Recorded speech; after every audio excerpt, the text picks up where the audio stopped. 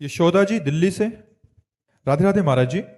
महाराज जी, आप कहते हैं कि जब बड़े बड़े ऋषि मुनियों के ध्यान में भी प्रभु सदा नहीं आते, तो हम जैसे ग्रस्त के जीवन में कैसे आ सकते हैं महाराज? यही यही आश्चर्य की बात है कि वो बड़े बड़ों के ध्यान में नहीं आते, लेकिन आगे जो पंक्ति लिखी है उसको ध्यान से सुनिए।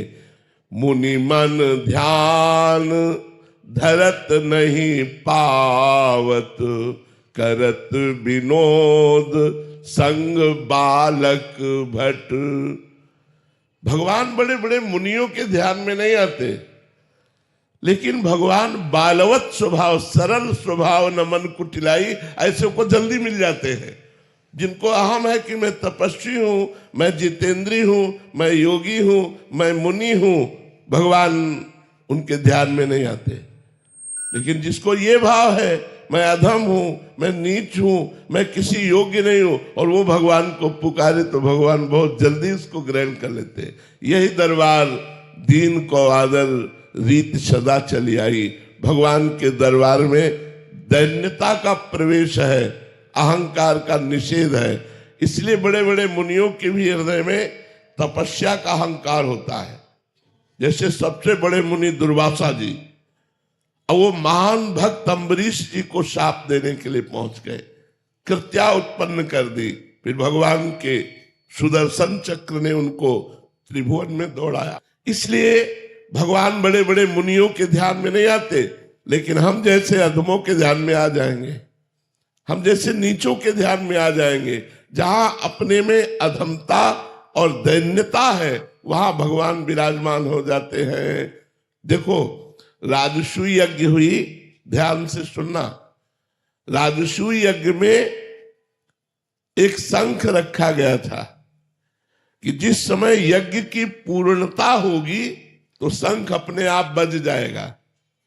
तो ब्रह्मा जी भी यज्ञ में थे, भगवान शंकर भी थे, बड़े बड़े ऋषि मुनि थे, सबने वहां भोग लगाया, लेकिन शंख नहीं बजा। तो युधिष्ठिर जी ने भगवान श्री कृष्ण से पूछा कि महाराज शंख नहीं बजा। तो उन्होंने कहा अभी यज्ञ पूर्ण नहीं हुआ, क्योंकि किसी अकिंचन महाभागवत ने प्रसाद नहीं पाया।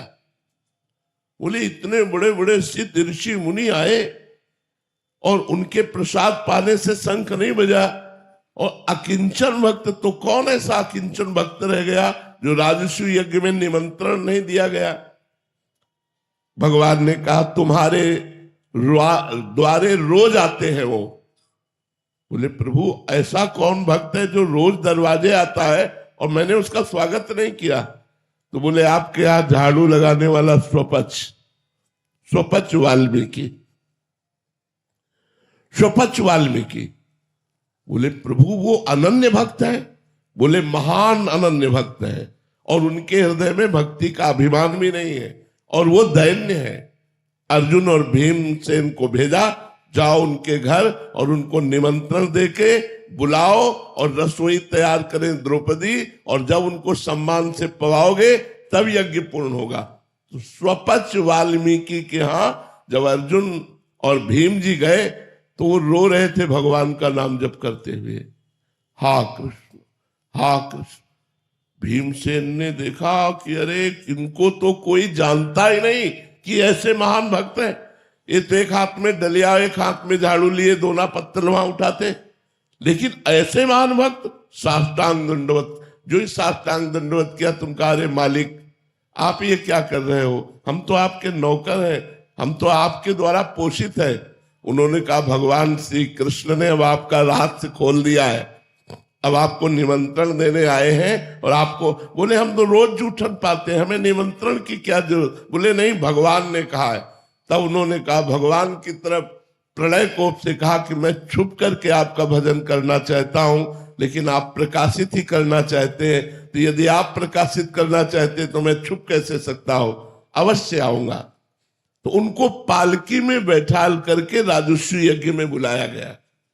द्रौपदी जी ने स्वयं भोजन तैयार किया, और जब वो पाने बैठे तो खीर, सब्जी, दाल, कढ़ी, ये सब एक में मिला लिया, सब मिला लिया। द्रौपदी जी को अच्छा नहीं लगा, पूरी रात अलग अलग व्यंजन बनाती रही। स्वपच वाल्मीकि जी ने पाया, लेकिन शंख नहीं बजा। युधिष्ठिर जी ने कहा, महाराज आप तो कह रहे थे अकिंचन महाभागवत स्वपच जी जब पालेंगे तो शंख बज जाएगा। बोले शंख तो बज जाएगा, लेकिन अपराध हो गया, इनके प्रति किसी ने अपराध कर दिया, इसलिए शंख नहीं बजा। किसने किया? तो द्रौपदी जी ने कहा, मेरे मन में एक बात आई प्रभु, पूरी रात सुंदर सुंदर पकवान बनाती रही, तो अलग अलग तो इन्होंने चखा नहीं, एक में मिला लिया, तो मुझे लगा कोई राजा महाराजा होता तो वो स्वाद जानता, ये क्या जाने स्वाद, इसीलिए एक में मिला लिया, ऐसा मेरे मन में आया। बोले ये तो वैष्णव अपराध बन गया, वैष्णव में दोष दृष्टि बन गई, इनके चरणों में प्रणाम करो। प्रणाम किया। भगवान ने कहा स्वपच वाल्मीकि जी से कि आपने ये सब एक में क्यों मिला लिया, अलग अलग स्वाद क्यों नहीं लिया? तो बोले प्रभु आप स्वाद लेने वाले तो आप हैं, हम तो प्रसाद पाते हैं और प्रसाद का स्वाद नहीं होता, इसीलिए हमने सब में मिला लिया कि प्रसाद तो चिदानंदमय होता है, मैं अलग अलग कढ़ी सब्जी का स्वाद ये तो आप लेते हैं, मैं तो प्रसाद पाने वाला हूं। जे ही द्रौपदी जी ने प्रणाम किया, बड़ी जोर से शंख गर्जना होने लगी, पूर्णता हो गई। तो हम ये बताना चाहते हैं कि जहां दैन्य है, जहां अकिंचनता है, जहां अहंकार नहीं है, वहां भगवान हृदय में प्रकाशित होते हैं। अगर अपनी तपस्या का भी अहंकार है तो चाहे जितना ध्यान लगा लो, भगवान ध्यान में आने वाले नहीं। बात यहाँ ये है। और अगर ऋषि मुनि संतों को भगवान ना मिलते हो तो वो जीते किसके सहारे हैं? उनका जीवन का मतलब क्या रह गया? मिलते हैं, लेकिन जब तक अहंकार होता है साधना का, तब तक भगवान ध्यान में नहीं।